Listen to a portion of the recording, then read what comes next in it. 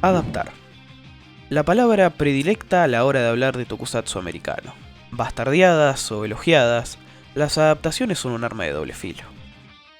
Más en estos tiempos donde sabemos a detalle qué ocurre en ambas versiones. ¿O no? Pero aún así, en estos casi 30 años de tomar escenas de origen japonés, contando desde Power Rangers, lo más recóndito de los 90s y Dragon Knight, exploraremos gran parte de las divagaciones e ingeniosidad que los productores y escritores americanos tuvieron a la hora de regionalizar un producto islémico. Pero antes de comenzar, vamos a aclarar que trataré de no hablar de lo convencional. ¿A qué me refiero con esto? Que no voy a tomar en cuenta cosas como la trama base de una serie, porque todos sabemos que Zyuranger es una serie de fantasía, mientras que Mighty Morphin es de ciencia ficción. Decir que en Lightspeed Rescue hay un sexto Ranger, mientras que en GoGo 5 no. Y por último, el cambio de género a distintos personajes. Con todo esto aclarado, comencemos con esta travesía.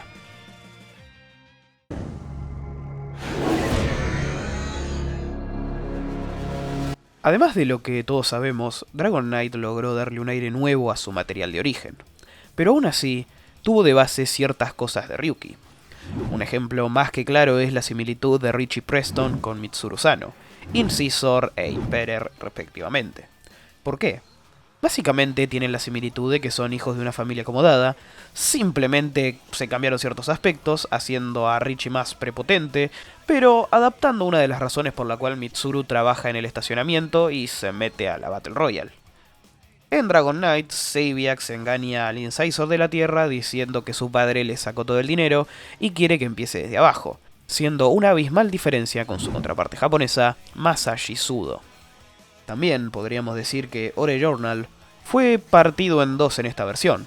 Básicamente podríamos decir que Muy Confidencial, esa página web donde trabaja Maya, es una adaptación fiel de Ore Journal, pero también tenemos el local de la tía de Maya, donde se toman de base ciertos aspectos de los miembros de la revista donde trabaja Shinji para crear el entorno de Maya. El caso de Maya también es muy curioso, ya que en sí podemos decir que es un personaje 3 en 1, ya que ella tiene la ingenuidad y trabajo de Shinji, el rol de Yui, en el sentido de ser la mujer acompañante de los protagonistas, y también es Miho, más que nada por ser la nueva Kamen Rider Siren y tener cierta relación con Kamen Rider Strike.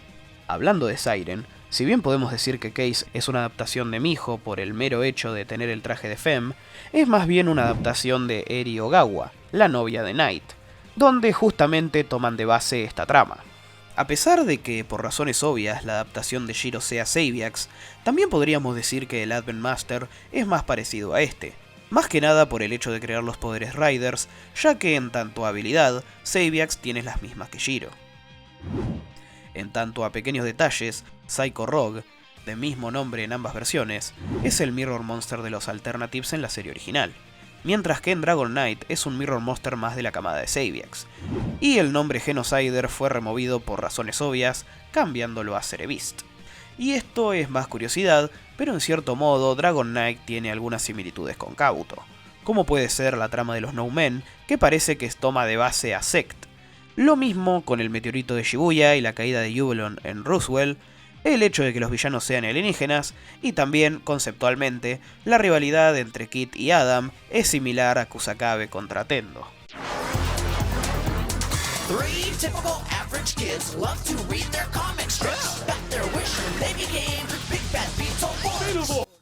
En la segunda serie más exitosa fuera de Power Rangers que hizo Saban en los 90s, fuera de lo obvio de que todos provienen de dibujos y o cómics, podríamos decir que Flavor es una adaptación deformada de Guru, el insecto que le da los poderes a los B-Fighters en la versión japonesa.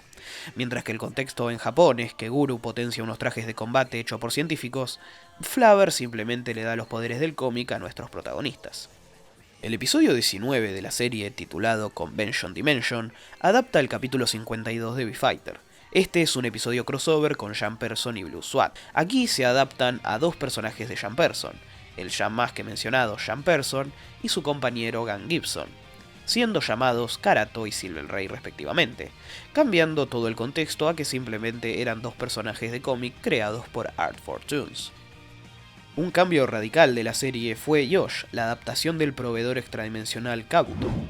En Japón, es el hijo del sabio gurú, sin apariencia civil, mientras que en Beetleborgs comparte ciertas similitudes con el personaje de Tommy Oliver.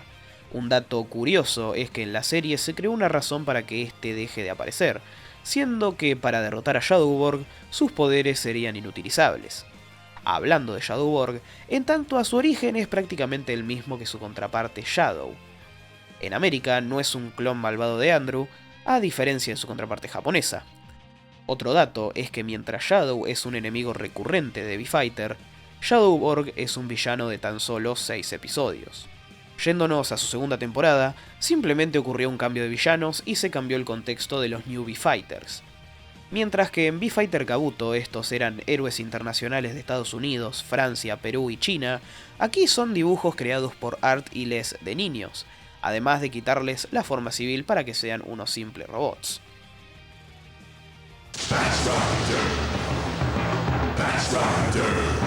Irónicamente, Masked Rider en cierto modo es fiel al planteamiento de Black Arex, siendo que Kotaro, de 20 años, tiene una nueva familia, siendo similar al hecho de que Dex es adoptado por una familia humana. Aquí se le da un parentesco al Conde Dragon, cosa que Kotaro no tiene con el General Jark. También se adaptó la trama de Shadow Moon en Black, siendo que es un amigo cercano de Dex que fue convertido en Robo Rider. Además de su forma Super Gold y Super Blue, tiene dos formas sin nombres que, bueno, esto es simplemente errores de montaje para tener más episodios. Luego se adapta el episodio final con los Masked Rider Warriors. Es más conocido por el hecho del obvio cambio de nombres, pero es increíble pensar que Nigo y Riderman fueron obviados cuando explícitamente son vistos.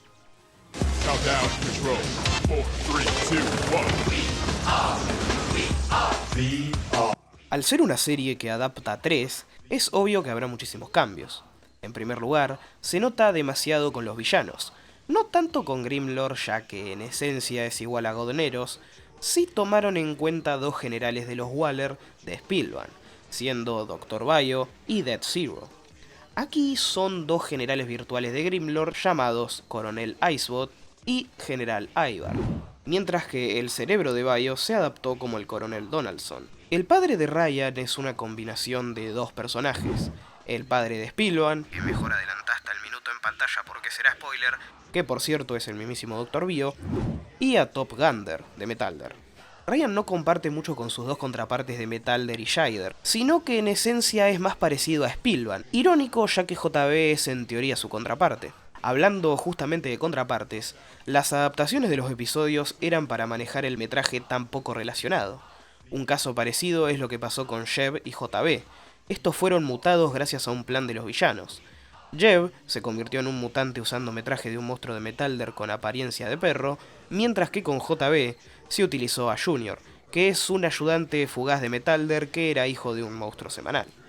A Caitlyn se le dio la habilidad de duplicarse por el hecho de que en Spillman, Diana y Helen comparten el mismo traje y muchas veces pelearon juntas.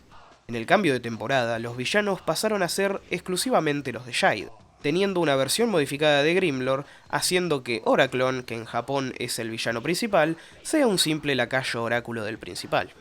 Aquí no hubieron muchos cambios salvo con Despera. Aquí es una especie de hechicera, mientras que su contraparte, Poe, es un sumo sacerdote travestido. Además, se adaptó a la villana principal de Spillman en los últimos capítulos de VR Trooper. Aquí, Desponda era la hermana de Despera, relación inexistente en la versión original, más por el hecho de que eran villanos de dos series distintas.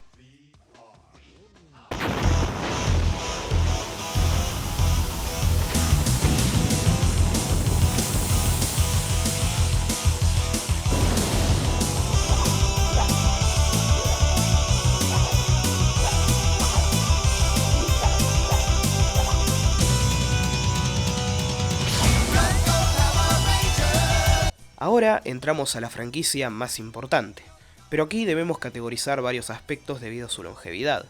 Pasaron 30 años y hay muchas cosas que se han repetido y me gustaría recopilarlas en categorías. Esta debe ser la más conocida. Desde que comenzó la franquicia, se dio varias veces el hecho de que un villano principal / final del Sentai tuviera un rol menor en la adaptación americana. El primer caso es Lockhart, seguido de varios casos como el Mago Mondo, Master Bill, Gasket, Raigog, Motin, Hexuba, Kigler, Titanosaur, Gluto, Broodwing, Scourge, Lord Arcanon, Blaze, Wreckmate y la bestia Nemesis. Esta es la antítesis, mientras que en Japón es secundario o hasta terciario, en Estados Unidos es muy relevante, siendo el primer caso Goldar, más por el hecho de durar más. Luego de eso podemos hablar de Ecliptor, Zenaku, Celtrax, Morgana, Snide, Bargoyle, Evox y Void King.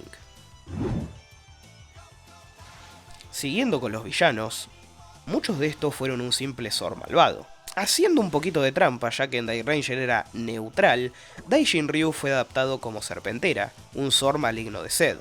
Luego podemos ver a Tausanto siendo el Lotor Zord, y por último la forma final de Desmorzolia se convierte en el Cell Zord. El caso más conocido de esto es el episodio 35 de Gingaman, que sería adaptado en Wild Force 4 años después. En este caso hablamos de una trama amorosa involucrada al Ranger entre comillas fuerte. Esto es una coincidencia muy grande, ya que la trama en Gingaman estaba enfocada en el azul, mientras que en Wild Force en el negro. Cosa que en Gao Ranger vs Super Sentai, Gao Black interactúa con Ginga Blue, coincidentemente. En este caso podríamos recaer al caso de los Galaxy, donde Kai tiene la personalidad de Hayate y Daemon tiene la personalidad de Gouki. Otro caso serían Connor e Ethan, donde se traspasa su personalidad con Yukito y Ryoga respectivamente. También en Jungle Fury, donde RJ tiene un rol más parecido a Retsu. Un caso poco común fue lo que pasó en SPD. Básicamente se adaptaron los conceptos vistos en Ava Ranger, o sea, la versión original de Dino Trueno. Básicamente hay dos villanos con claras similitudes a los villanos de Ava Ranger. El primer caso es Mora Morgana, que es en esencia un concepto similar a Liche Lishwell. Más que nada por ser una persona que crece forzosamente y tiene una habilidad parecida a Miquela, ya que ella puede materializar sus composiciones. Y el último caso es Omni, adaptación fiel de Desmorzolia, siendo un dios el cual fue controlador de todo, además tiene planeado usar los recursos naturales de la Tierra, parecido a lo que Desmorzolia hizo con la Dino Tierra. En este caso podemos decir que se adaptó la trama padre-hijo de Boukenger en Operation Overdrive. Lo curioso es pensar que esta trama se trata únicamente en la película. La más conocida puede ser la adaptación de los episodios 7 y 8 de Deca Ranger. Estos son la contraparte de los episodios de SPD titulados Sam. Aquí se combinó a Tetsu y Hikaru para crear al futuro Ranger Omega. La trama del Amo-Org es completamente original, ya que en Gao Ranger el Amo-Org es meramente un concepto de los duques. Aquí sencillamente se le dio cara y adaptó la fusión de los duques, Senki, como la verdadera forma del amo.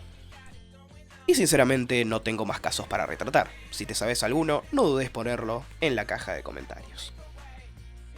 Y si te gustó el video no te olvides darle like, compartir y suscribirte, dándole a la campanita para estar atento al nuevo contenido apenas sea subido. Yo soy Jonian y nos vemos en la próxima.